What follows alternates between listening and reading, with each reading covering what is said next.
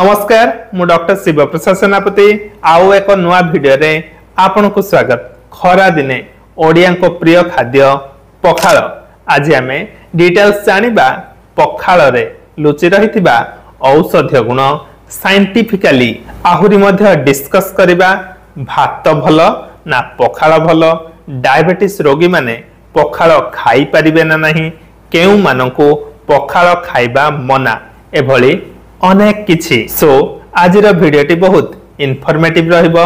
प्रथम रु शेष जाई देखंतु, अनेक नुआ कथा जानि परिबे। प्रायतः समस्ते पखाल खाइबाकू पसंद करंती। वर्तमान समय रे एहा केवल चासी, श्रमिक एवं गरीब लोकंक खाद्य होई रही नाही, अनेकंक प्रिय खाद्य तालिका रे शामिल होईछि पखाल। बड़ बड़ होटल रेस्टोरेंट रे मध्य एहार चाहिदा खूब अधिक, किंतु आपण जानी आश्चर्य हेबे पखाल आपण को अनेक गुडे रोगरु रक्षा करिवो। बेनिफिट नंबर 1, फ्रेश पखाल अपेक्षा बासी पखाल अधिक बेनिफिशियल। गरम भात रे पानी पकई 10 रु 12 घंटा रखिला परे ताकू आमे कहिताउ बासी पखाल।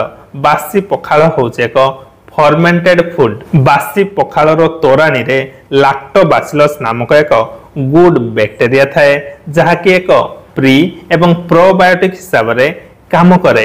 एहा आपन को खाद्य नली बा इंटेस्टाइन को हेल्दी रखिबार एक प्रमुख भूमिका ग्रहण करे। गट मोटिलिटी बा अंत नली रो मूवमेंट को इंप्रूव करे, जहा द्वारा कि हजम प्रक्रिया सहज होई थाए।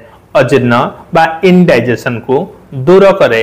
तत् संगे संगे कॉन्स्टिपेशन कोष्ठकाठिन्य रु मध्य रक्षा करे। जेउ मानकर गैस एवं एसिडिटी प्रॉब्लम लागी रहउची, सेमाने गरम भात अपेक्षा पखाल भात प्रिफर करंतु। अरुआ भातर पखाल अपेक्षा उषुना भातर पखाल बेटर एवं इजिली डाइजेस्टेबल।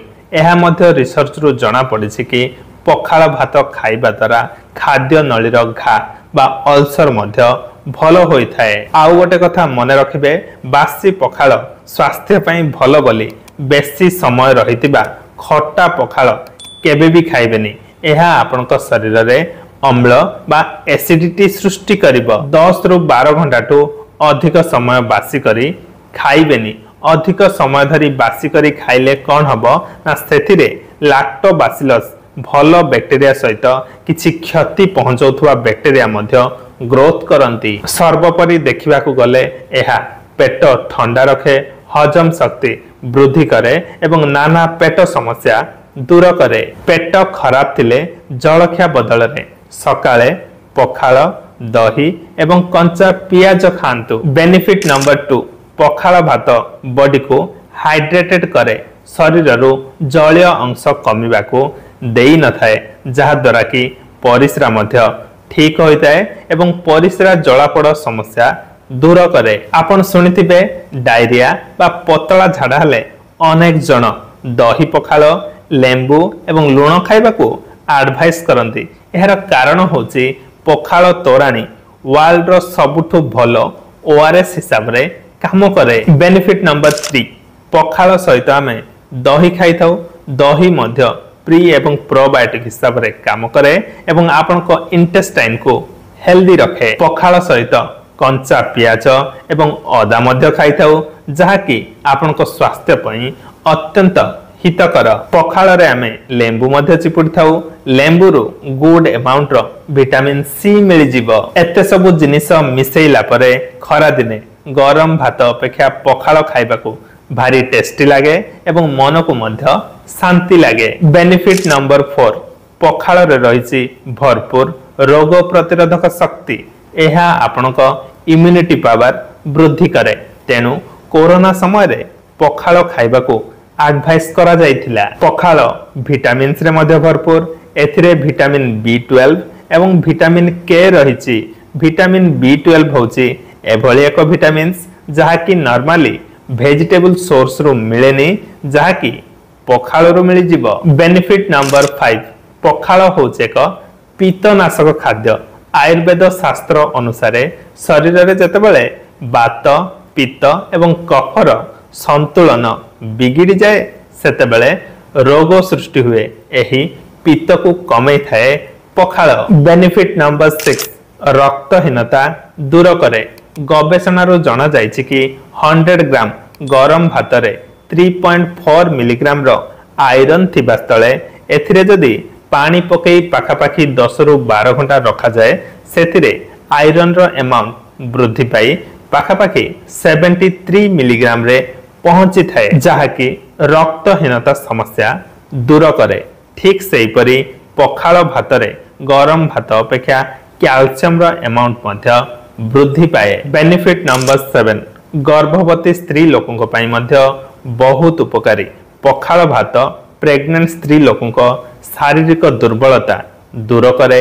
सेमानक पेटरे बढ़ुथुबा भ्रूणर विकास रे मध्य सहाय्य करे। स्तनपान करौथुबा महिला माने पखाल भात रे अल्प जीरा गुंड मिसेई खांतु।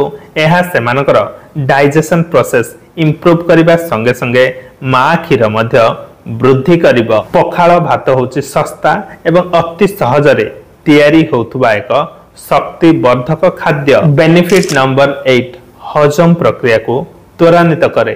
तोराणी रे गुड अमाउंट रो स्टार्च थाए जहाँकि डाइजेशन प्रोसेस को इंप्रूव करे। एक्चुअली गरम भात रे फाइटिक एसिड एवं ओलिगोसाकाराइड थाए जहाँकि डाइजेशन प्रोसेस को बाधा सृष्टि करती किंतु पखालिला परे एही प्रॉब्लम दूर हुए। पखाल को नहीं किसी भ्रांत धारणा मध्य रही।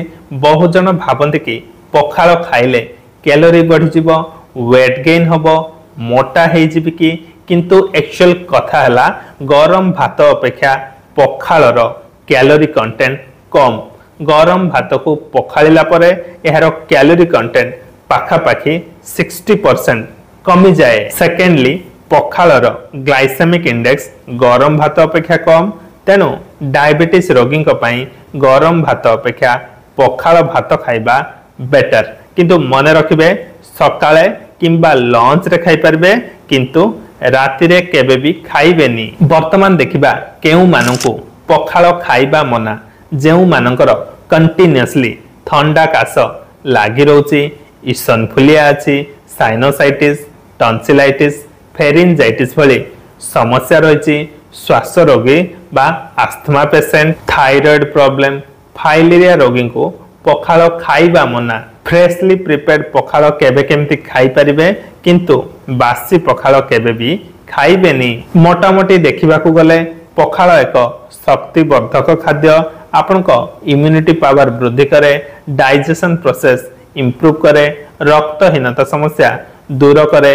यह एक पीतनाशक खाद्य। गैस समस्या ठारू दूरेई रखे, डिहाइड्रेशन हबा को देई न थाए, परिस्रा जलापड़ा मध्य कमेई थाए। सो आजिठू भात बळी गले नष्ट न करी पखाल करी खांतु। आपनको पखाल केमिति लागे कमेंट सेक्शन रे निश्चय जणाइबे।